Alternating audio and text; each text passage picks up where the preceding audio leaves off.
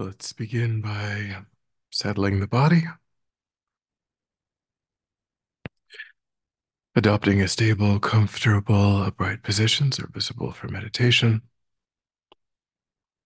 So we think about keeping our feet flat and our back straight, torso open, hands in the lap, right over left, with the palms upturned and the thumbs gently touching. Our eyes are gently closed or slightly open, making sure we let in enough light to remain alert. We try to maintain an awareness of not slouching, not leaning. But we also let go of any unnecessary tension or rigidity in the body, relaxing into a stable, comfortable, upright position, just allowing the body to fall into place.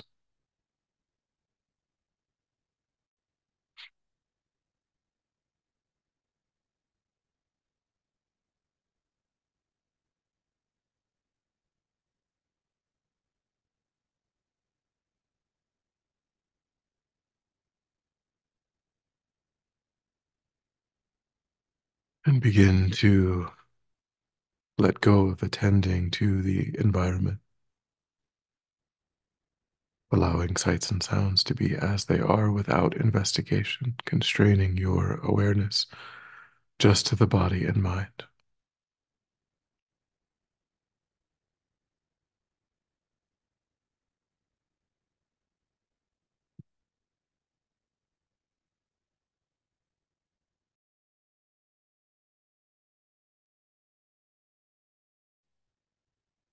Then begin to concentrate your awareness in the present by attending closely to the physical sensations that accompany the in-breath and the out-breath in the space around the opening of the nostrils, giving yourself the instruction to notice quickly when anything other than that one physical sensation is arising in the mind, and without judgment or frustration, lifting your awareness up from those distractions and placing it gently but firmly again and again on the breath.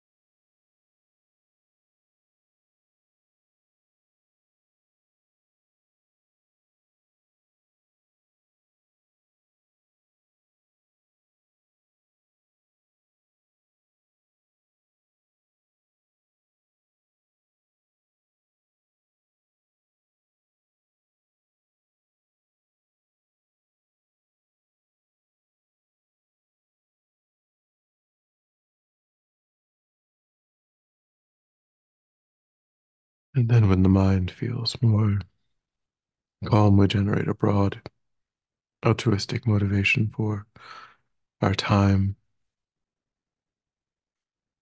taking a moment to intentionally widen our circle of concern, trying to embrace countless sentient beings within the field of our practice,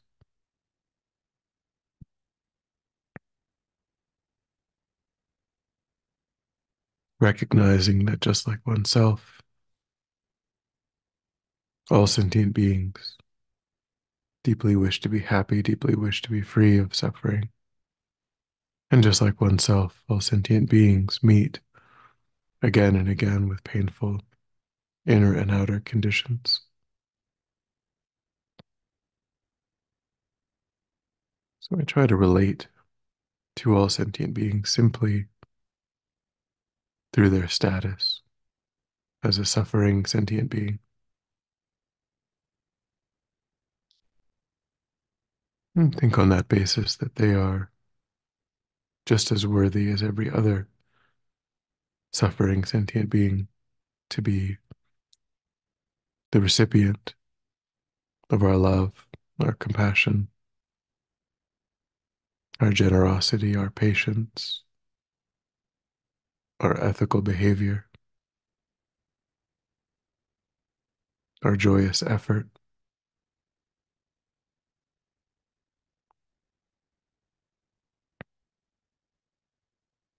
We recognize that our own familiarity with constructive mental states and the degree to which we can reduce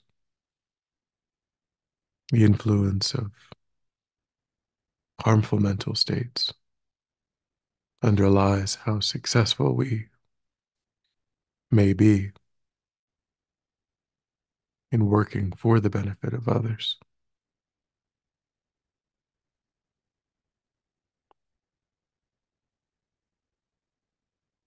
So we take as our motivation the inner transformation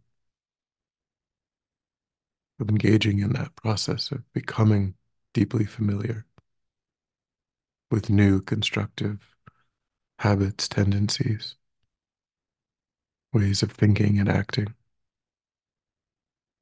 and reducing our existing familiarity, separating ourselves from patterns of thought and action that are not beneficial or constructive.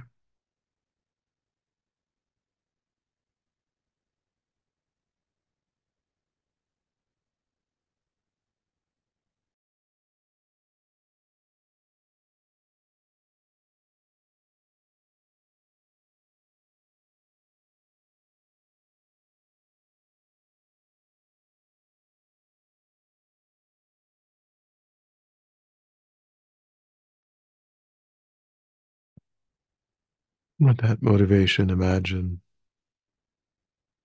oneself is situated in a vast open space. One's father in this life is on the right, one's mother in this life is on the left.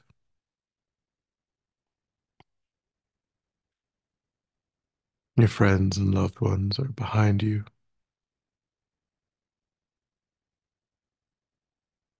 Those you have some conflict or difficulty with are in front.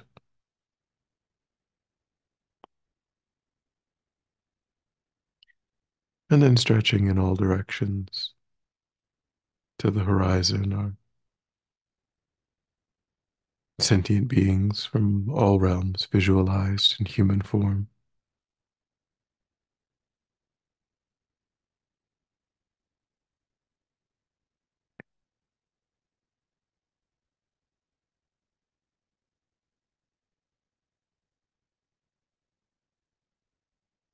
And move your attention to that group of close friends, supporters, loved ones.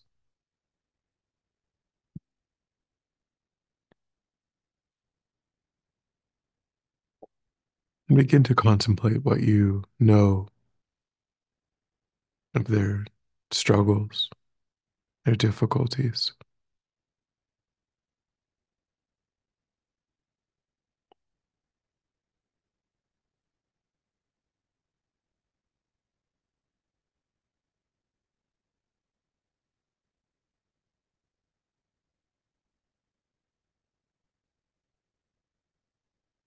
Try to imagine them experiencing those in front of you. Allow your heart to open to those sufferings.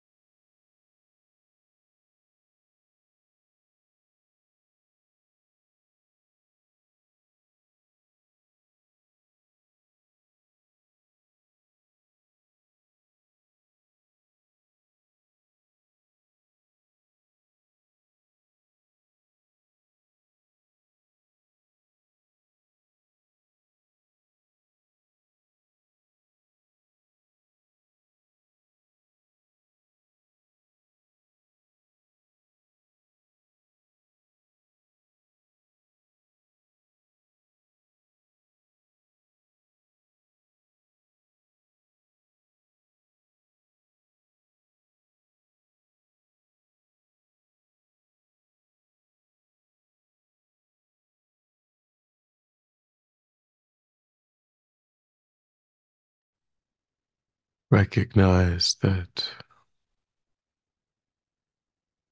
they place themselves in the center of their own story, just as oneself does. And so those difficulties are felt just as sharply as one's own.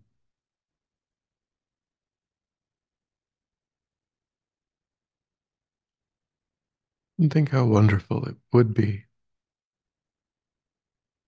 if they could be completely free of all negativity.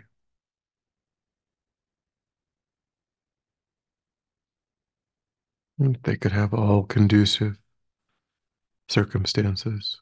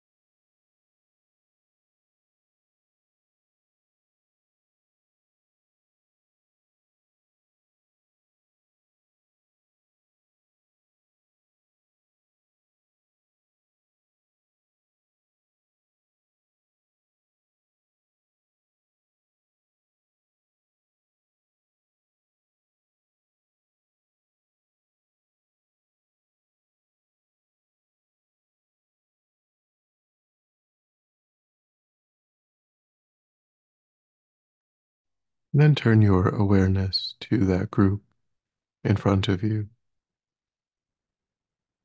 those you have some conflict with, those who agitate your mind.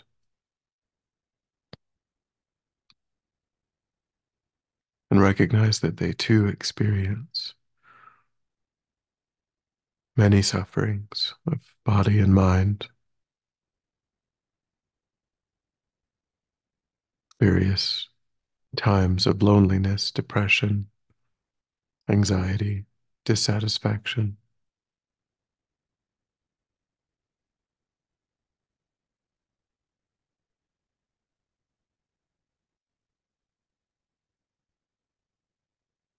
and try to see them as just a suffering sentient being.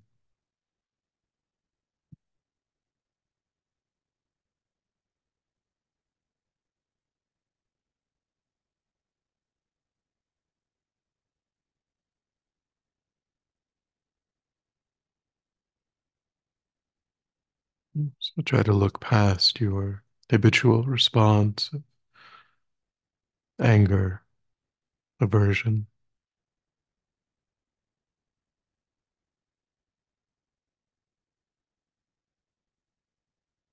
and try to focus on that shared ground,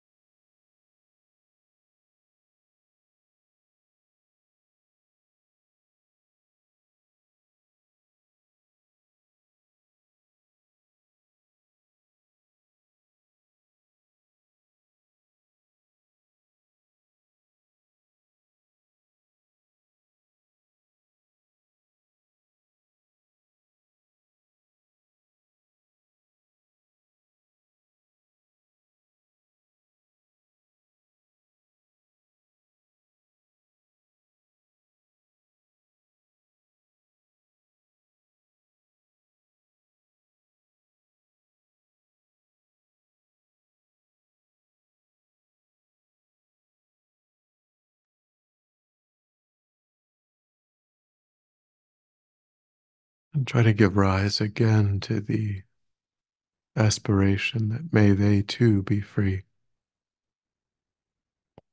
of those negativities.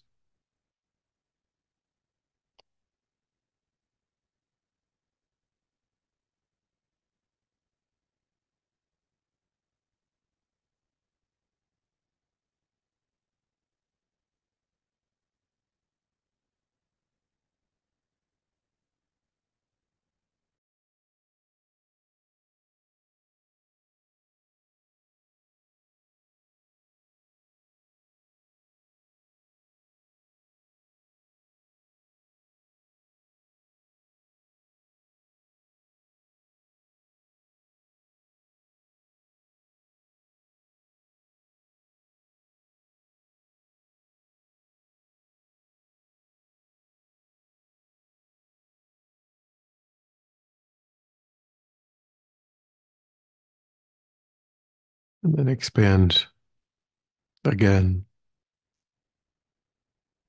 thinking that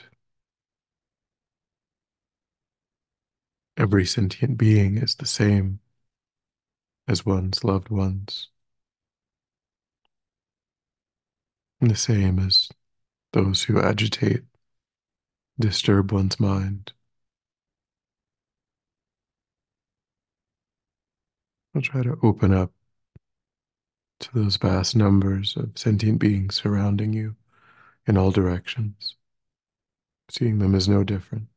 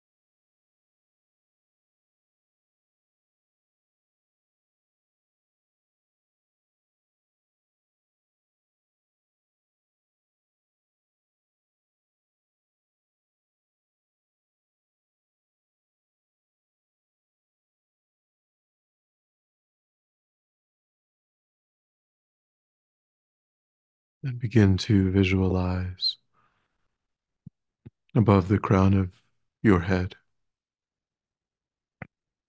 about the size of the palm of your hand and facing the same direction as you, is Avalokiteshvara, the manifestation of pure, unobstructed compassion, love, and wisdom. His body is of white light, transparent and radiant. His face is peaceful and smiling. And he radiates love and compassion.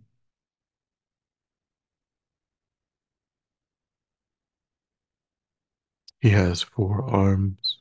The first 2 hands are together at the level of the heart, holding a wish-fulfilling jewel.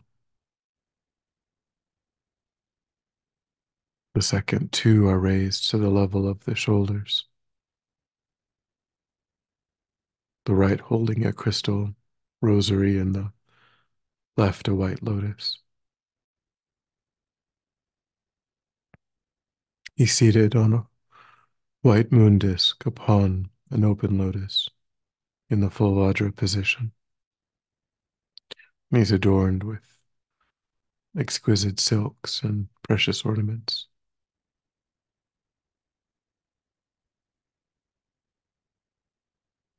So take a moment and stabilize that visualization as best you can, feeling strongly that you invoke the living presence of Avalokiteshvara.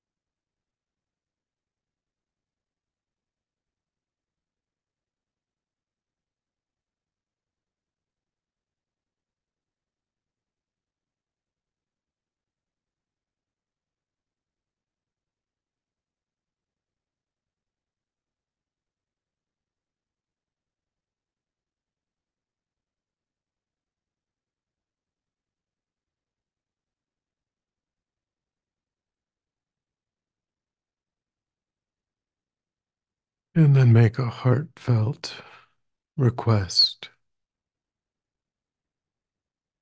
to be able to overcome your own misconceptions and negativities, to develop pure love and compassion that can embrace all sentient beings without exception,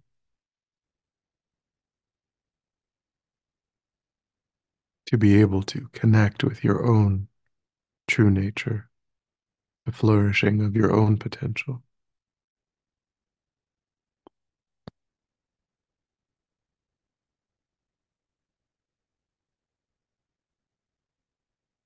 and think that Avalokiteshvara instantly responds by emanating streams of white light, pouring forth from his heart down through the crown of your head, filling every atom of your body, every aspect of your mind. It purifies all negativities and problems, all of your past harmful actions, and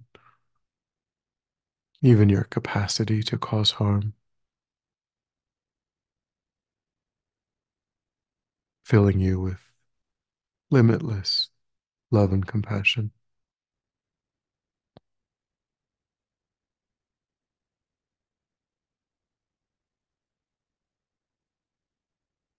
Your body feels light and blissful, your mind peaceful and clear.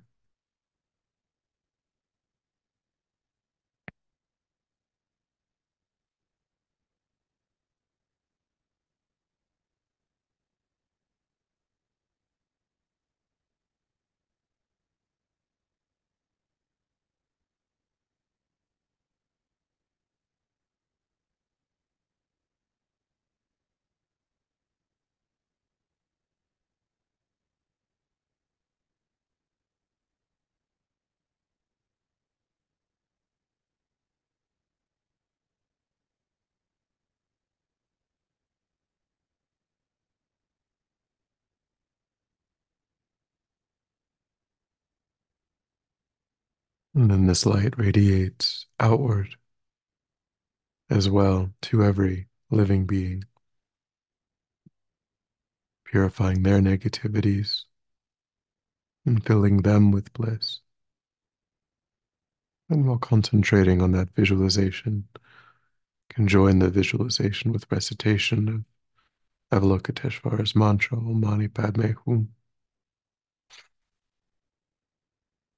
Om Mani Padme Hum, Om Mani Padme Hum, Om Mani Padme Hum, Om Mani Padme Hum.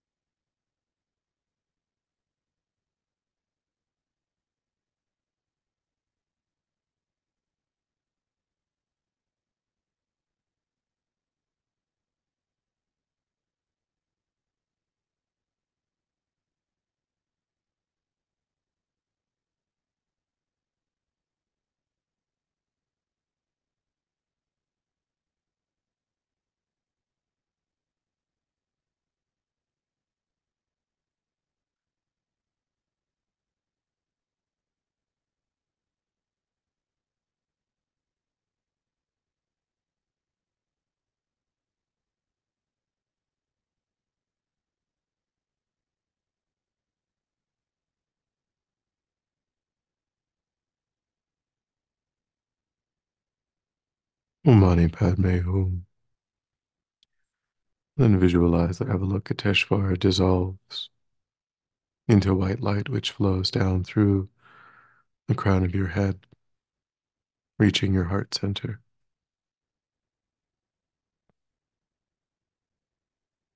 And a tiny replica of Avalokiteshvara dissolves into the heart. In your mind, in Avalokiteshvara's mind, in your body, in Avalokiteshvara's body, become inseparably one. You experience complete tranquility and bliss. And hold your mind in that experience.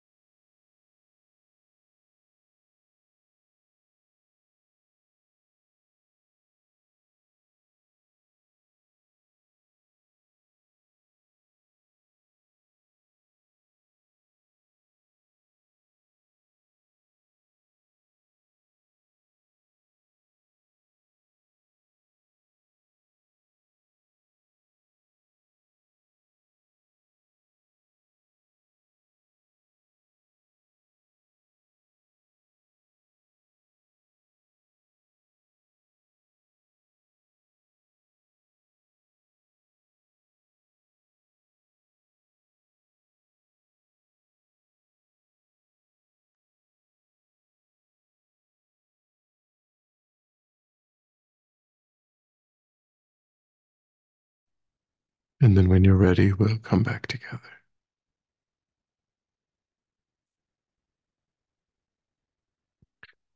And we'll dedicate.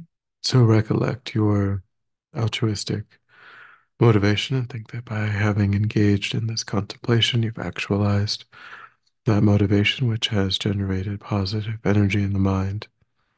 And think that you freely offer the fruit of your practice, that positive energy, for the benefit of all sentient beings without exception. Thinking strongly when that positive energy ripens, may it serve as a cause and condition to eliminate war and conflict, poverty, famine, disease, disasters, all painful inner and outer conditions. May it fully ripen the minds of all sentient beings. May they quickly meet perfect teachers and arise in the state of full enlightenment. May I too achieve the state of enlightenment in order to work for the benefit of sentient beings perfectly. May any obstacles facing the Guru's long life be completely dispelled. And may I and all sentient beings in this moment come under the joyful care and guidance of enlightened beings. May we be guided and protected until we swiftly achieve that state of enlightenment.